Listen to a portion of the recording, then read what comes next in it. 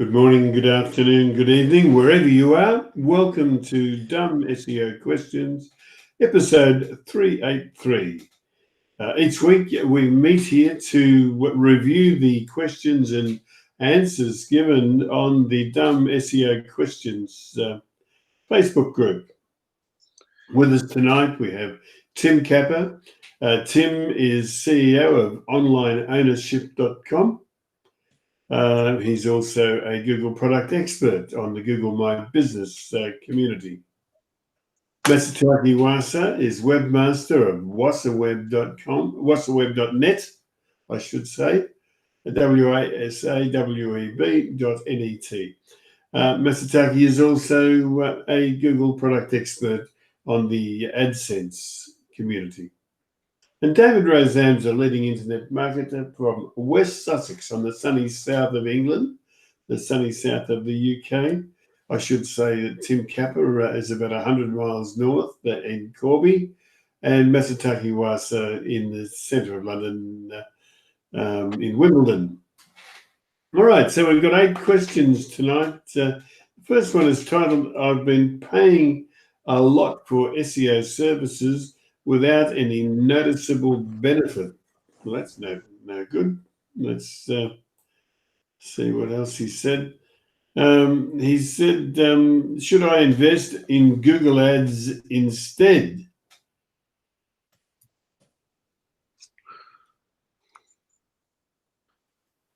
This is a bit of a how long is a piece of string question.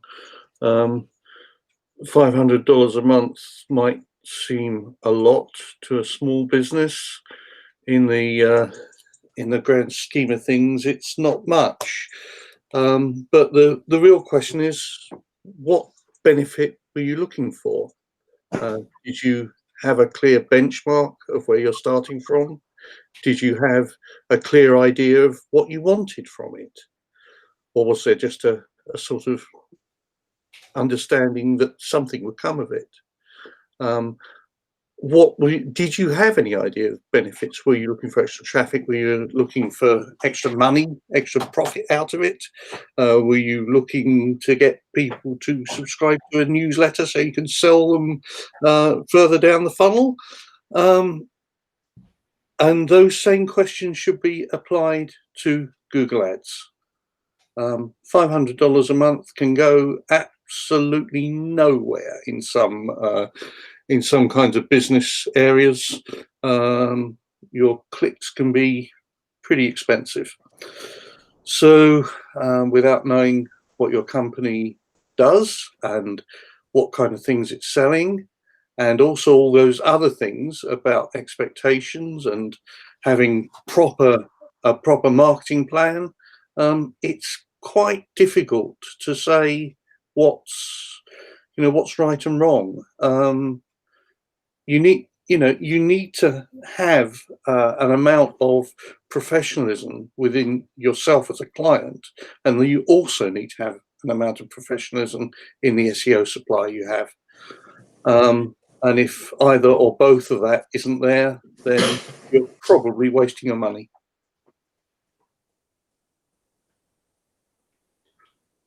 I think I stopped. I know you did. I was just waiting for somebody else to speak up. Well, they should have been providing you with a report. I mean, of some description at some point. So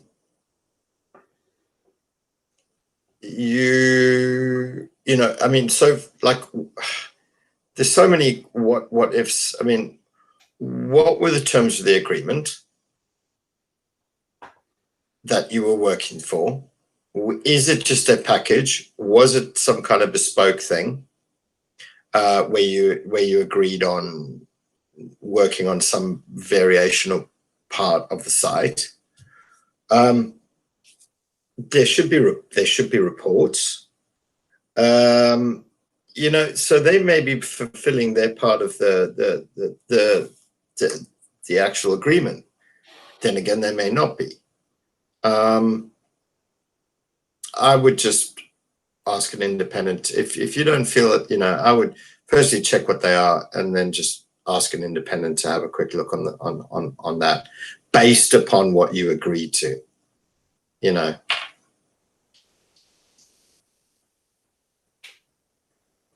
Yeah. I mean, after 6 months, you should have had something happen. But it depends. If this $500 a month was for the usual kind of, like, let's say, low tier SEO packages, which is, I will build you, 10 links a month, this blah blah blah.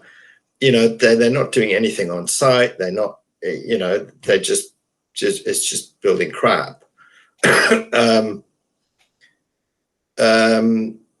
Yeah. So I would just double check that versus what, and then if it is actually quite a comprehensive agreement, then I would just ask for a third party to have a quick look at it. Yeah.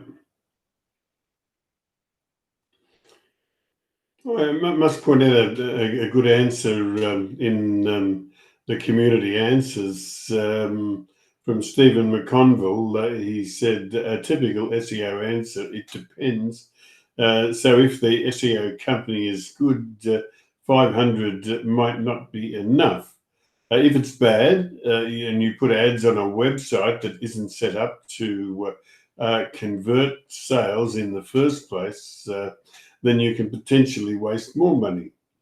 Google Ads can take your money really, really quickly. It's so true. But it could be that part of that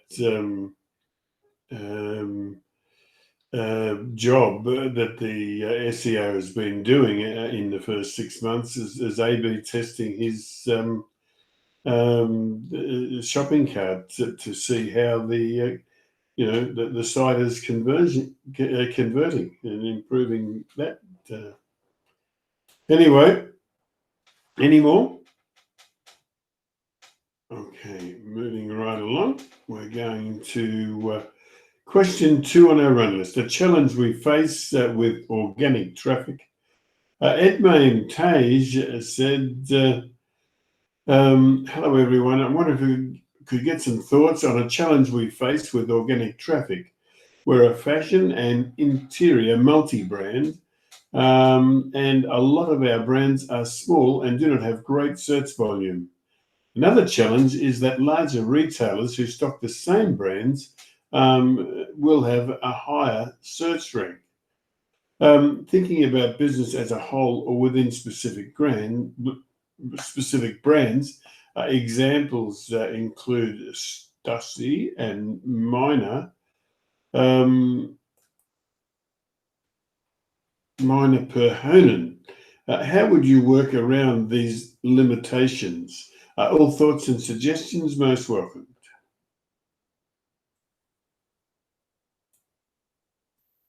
So, this is a typical issue that lots of people that sell the same product. So here's a couple of things. A couple of things you can do over and above the big names that sell the same brand. The bigger brands, it's sort of like, have a look at the bigger brands. Bigger brands will always be said, will have the standard kind of format: men's clothes, women's clothes, long sleeve shirts, short sleeve shirts, things like this.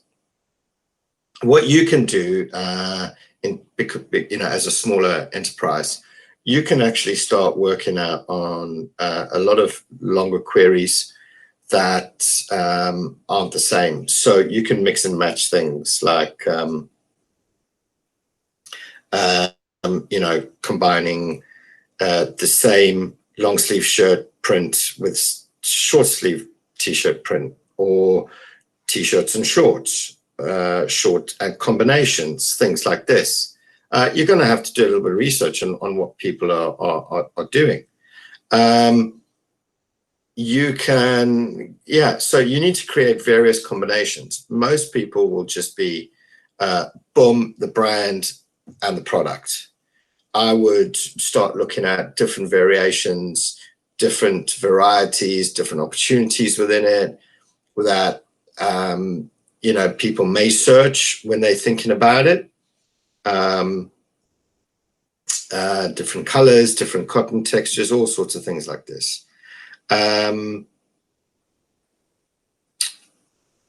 Also, I don't know exactly what your setup is. You kind of described, I don't know what your exact setup is, but, why don't you also kind of, if you're in a large metropolitan area, I know you probably want to, cover nationwide, etc. But if you are actually based in a large metropolitan area and you've got offices there, you could start it that way. You could create a resource where that brand is sold everywhere in that particular metropolitan area. So your site would actually be appearing for queries where people used local varieties of search queries for brand sold in, or where can I get da-da-da in? Do you see what I mean? So you could create a big, massive freaking resource on where you can get this brand. Of course, they're landing on your page. People are obviously looking at it going, oh, I can buy that. But then they realize, hang on, you sell it. So that could be an idea for you to go down that the other brands wouldn't do. Thank you, Tim. I wonder whether there's, in addition to those SEO things, whether you say here that the brands are small and do not have great search volume. Now you're flipping that back and saying, well, if you're, for example, selling men's trainers, that you have to compete against sites that have a lot of presence for men's trainers, maybe you need to be thinking about your brands, and you should be looking to increase awareness of your brands. You should be thinking in terms of social media, of PR type activities. So you've got you've got online and offline activities that you could be thinking about, and look at trying to build the interest in your brands, because it's going to be a lot easier for you to rank for your brands than men's trainers. So, with a possibly a longer term, although SEO can take a while, I think you perhaps need to think a little bit broader than organic search. Okay. All right. So let's call number 2 a wrap and move on to the third question on our run list. Will redirection impact search engine optimization? Cohen Adams goes on to ask redirection impact on SEO. A client of mine is selling his web shop business and wants to 301 redirect the web shop part of his current website to whatever the new domain of the buyer is. Other parts of his business would stay active on his current domain. He wants to sell the redirected traffic as part of the package. By redirecting only part of his current domain to whatever the new domain of the buyer would be, will the link juice be transferred? Will there be a more negative impact when redirecting only a part of the domain? Thoughts in general. Each category and product would be redirected to corresponding pages on the new domain. Thanks. What do you think, guys?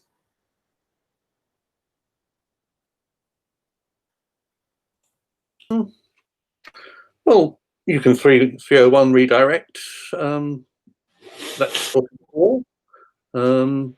I'm just trying to understand what the business implications are of this, because if the original site is going to sit there, there's going to be the brand of that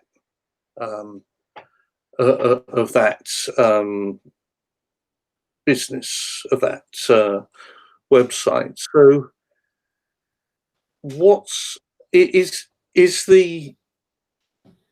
just saying selling traffic.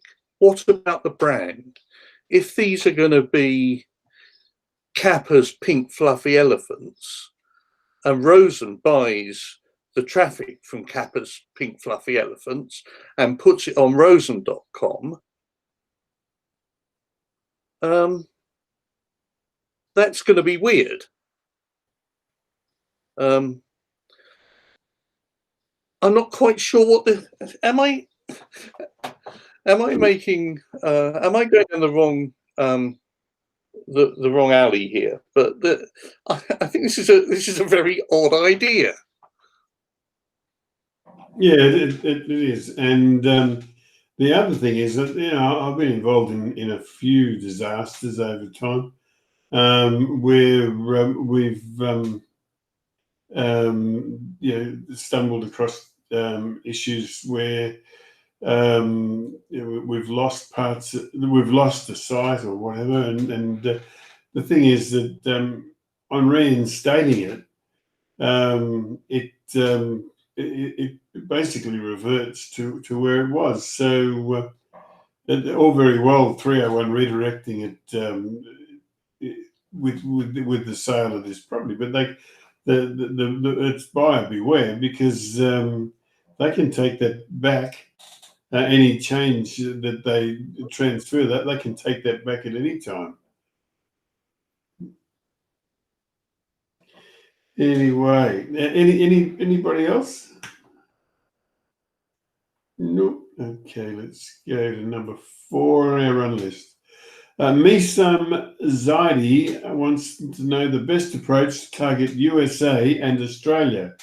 Misam said, I have a client whose target country is the United Kingdom, but now he wants to target the USA and Australia too, but he has only one address, and that is of the UK. And what would be the best approach to target USA and Australia?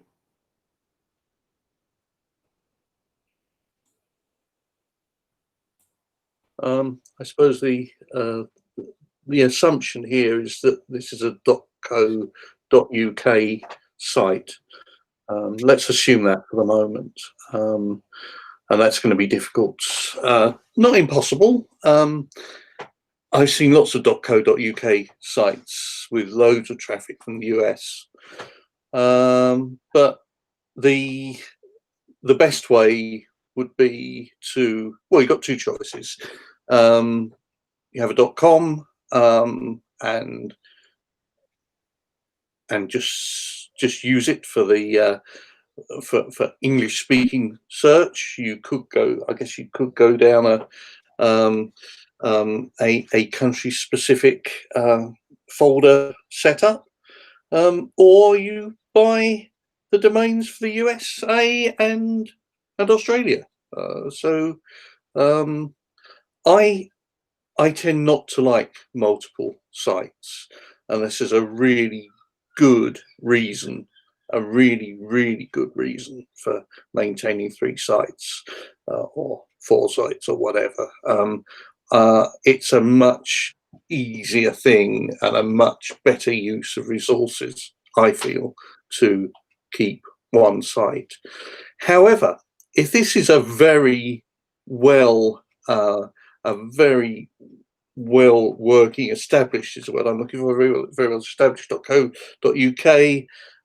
site, then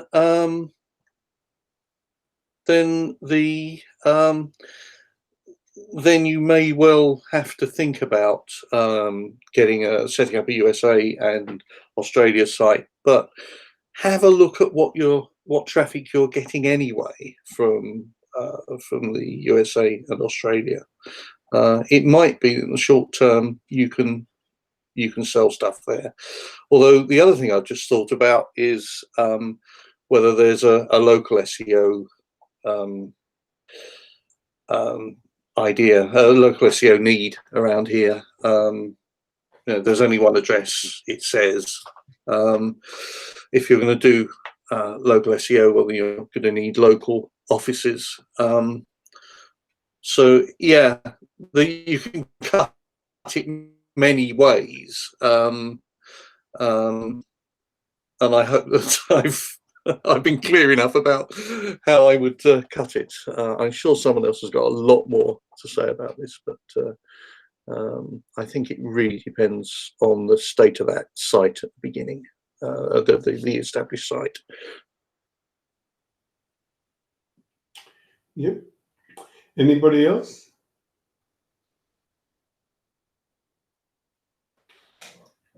Okay, let's move along to the next. Number 5 on our run list. It's from Nick Dawes. He said, should I be worried about the orphaned pages? Nick said, hi all, I've recently launched a new site and I was wondering if anyone could help with a simple question. My product links are accessible via category pages. I've generated a sitemap, and from what I can gather, Google is able to see them, see the image attached. However, running the site through SEMrush, it doesn't seem as though it can see these links and complains. I have approximately 400 orphaned pages as they're in the sitemap, but not visible anywhere on the site. I should mention that the links are generated asynchronously. However, again, they do appear in Google URL Inspector. I have 2 questions. First, should I be worried about the orphaned pages, or can I assume, as Google URL Inspector is finding the links, they must be visible to Google? Second, how long does it typically take for Google to crawl a site and index all the pages? The site is https://www.wildwest. Damn, got away from me. Just 1 second.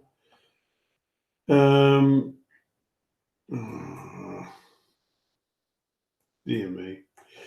www.wildwestpet.co.uk. Into Google, I can only see a few pages, the ones I manually requested Google search from the search console.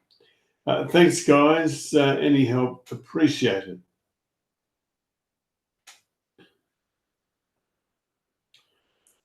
Okay, so look, I mean, there could be a variety of things for this that you need to look at. You need to look at what the actual orphan page is.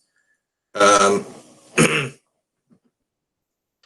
guessing, what is the site in?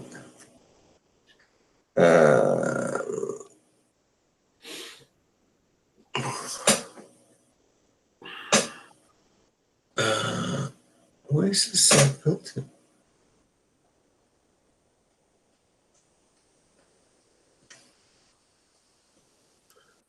So it's using a JavaScript framework, let's see, which can cause all sorts. Yeah. So look, the thing is, you're going to need to see is what's in your. So not necessarily, it doesn't have to necessarily be in your sitemap. If you're using SEMrush, it can also be using your analytics.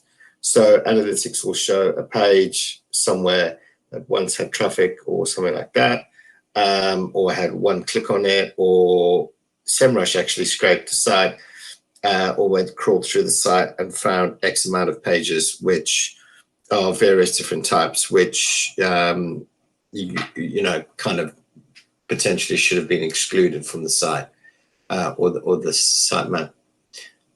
Like,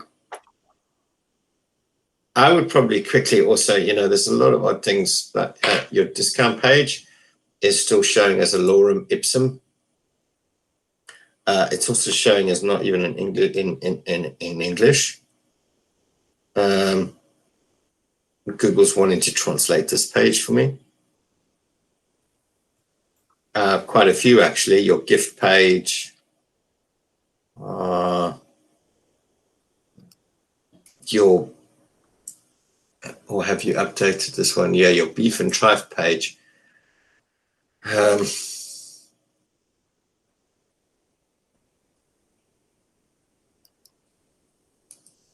I'm gonna guess, let me just quickly.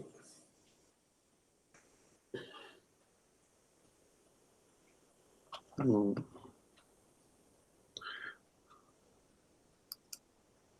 gonna guess there are,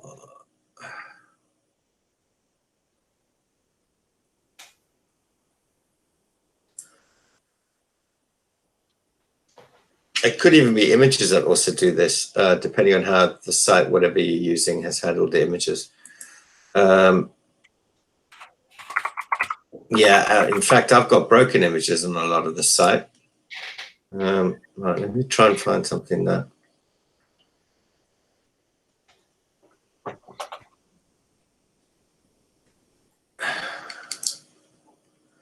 I'm going to check your site and see what's going on here.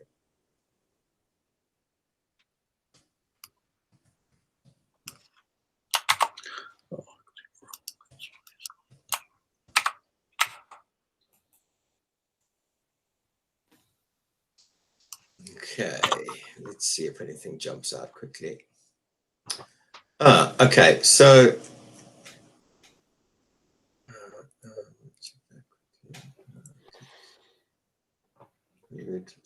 product will. Okay, so everything actually.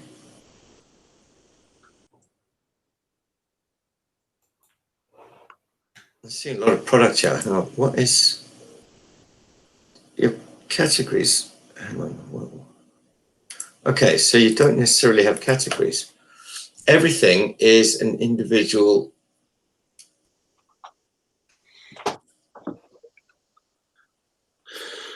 Whoa, this site is like, sorry, mate. I'm having a real tough time actually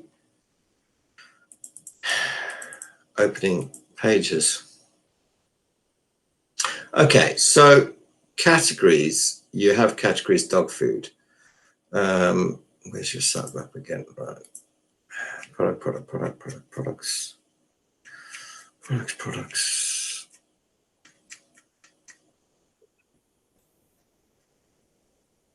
Right, I don't know how you produce the sitemap, but there's no categories in this. It's literally just products. Unless it's just a product. So that's your first thing that you could be looking at.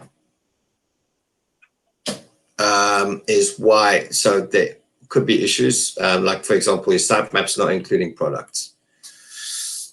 That's the first thing you should look at.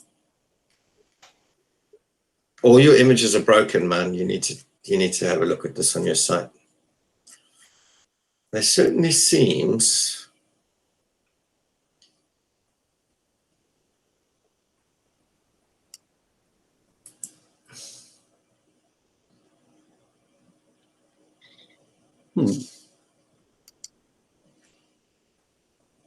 no.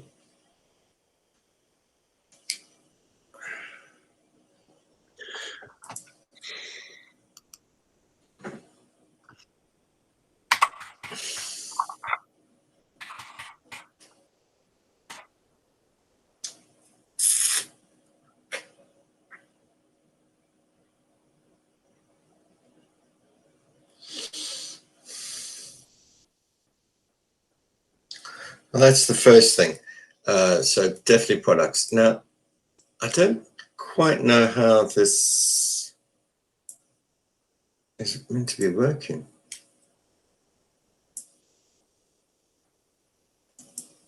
Because I would have thought we would have generated some weird like parameter queries. That was my other thought, but I can't.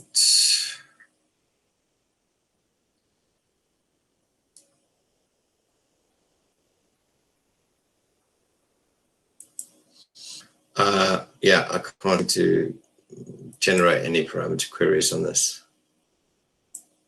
You need to check your top line navigation, that dog food, cat food, toys, treats, shoes, grooming, health. If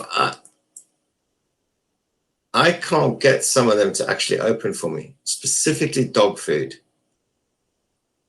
If I've moved to an internal page and I want to then click, hang on, filter by brands, that could be creating parameter queries. No.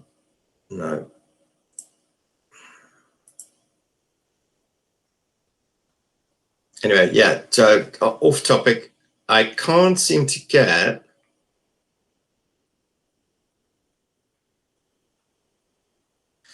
if I'm in any page.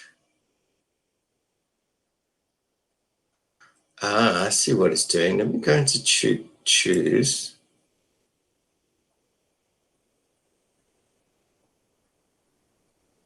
Okay, so I'm in dog choose now. Interesting. Okay, so if I'm, this is nothing to do with the orphan pages, but it's an issue on your site. If I go, depending on what category I go into, so at the minute I've worked my way down, I'm in dog choose, yeah? But then when I hover over dog food top line navigation, right, I can't actually go into the, that URL for some reason, just wants to keep me on the dog choose. If I hover over cat food, it just keeps me into the dog choose until I get further down. If I go down to grooming, it will allow me to actually click on that. So if I've clicked further along down the navigation, I can't actually click in. I can click into a product within dog food, but I can't actually go back to any top line actual category. So that's an issue you need to look at there. You have a blog. Let's see. Which didn't work. Your blog took me to the homepage. Huh? Okay.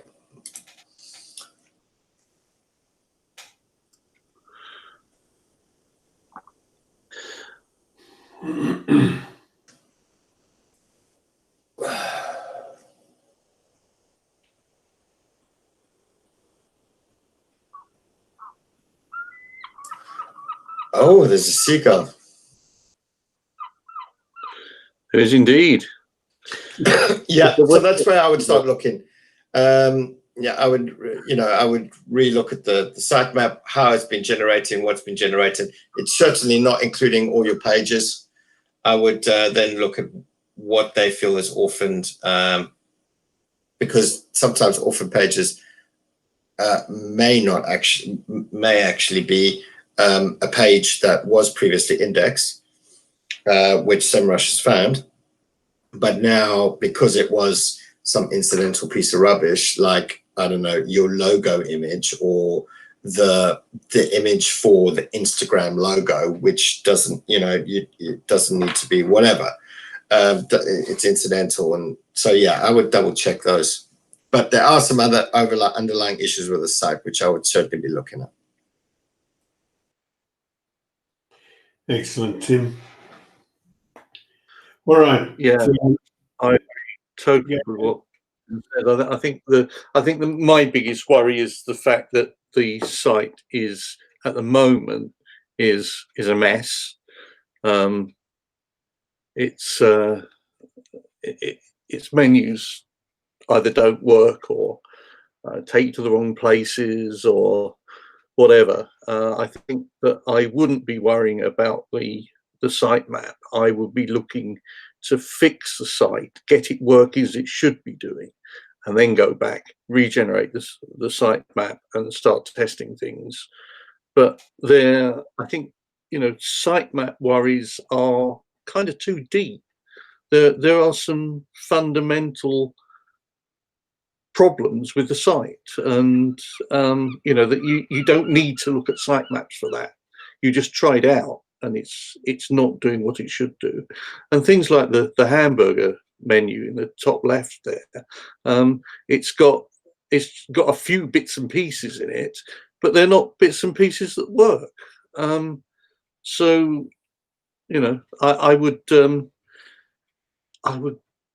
get into making your site work and then test it. Don't have a site that's not working and worry about obscure bits of sitemap worries. You know, it's do the fundamentals first. All good points. Bouncing off what David said, that's a freaking massive point. The you know, that hamburger menu is typically for your mobile version, right? I haven't looked at your mobile version, but I'm guessing if that ain't working, I can't navigate to anything in mobile. It's a big issue, man. You need to sort that like today, Nick. I see his responses in the readers' answers, and I'm fairly sure he will take your advice, Tim. All right, let's move on to number 6 on our run list. This one from Tim Kappa. He's given us a link to SEO, search engine roundtable.com. And he said that perhaps we can stop asking about guest posts now. I wonder what that could be, Jim. Yeah. Okay, so I don't know. You know, Barry always just basically reports on stuff he's found on Twitter. Anyway, someone had asked a question on Twitter about guest posts. John Mueller had seen it and was like, yeah, we don't count guest post links. And of course, that's what this was about. Basically, Google doesn't count any links out of guest posts. So, of course, people were like, what? Mind blown. So I was like, can we just stop asking about guest post links now and dumb SEO questions? Because they don't... Don't try to sell me guest post links only earlier. No, they don't work, David. Read the article, David.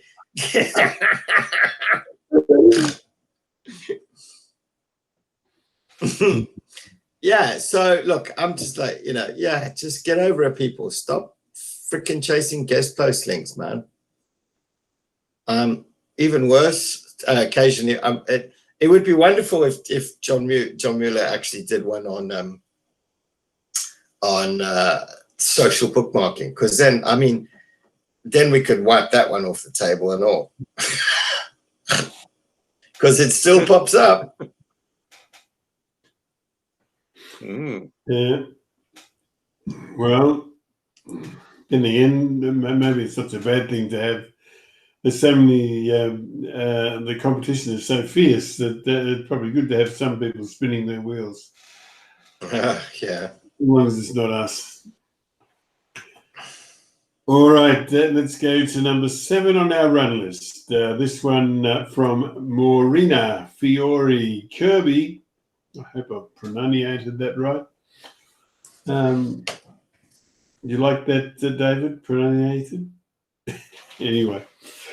Marina Fiore Kirby said, will search results be indexed and count towards SEO ranking? She goes on to say, will the searchable content of a page which on load displays only the search box be indexed and count towards SEO ranking? I think it'd be safe to say no. Yeah, pretty much. Because once you've used the search box, it generates a URL, which is a query, which can be indexed.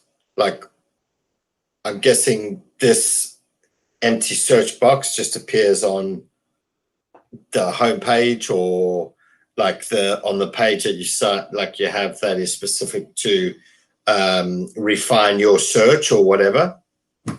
Yeah, so no. Yeah. Yeah, I don't know if you guys have noticed, and we've had a lot of responses. Normally it's Michael Martinez and Brenda Michelin. But yeah, we've had a lot of responses this week.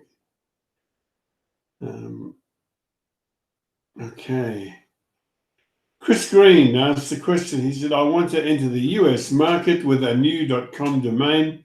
Chris said, hey guys, we have a successful .com.au Shopify e-commerce store and want to enter the US market with a new .com domain.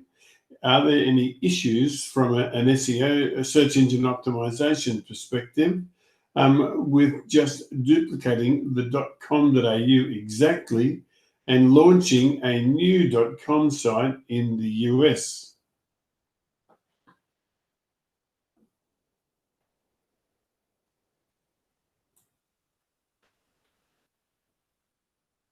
And I have to disagree with Matthew Tatum, and the reason being is from about 1996.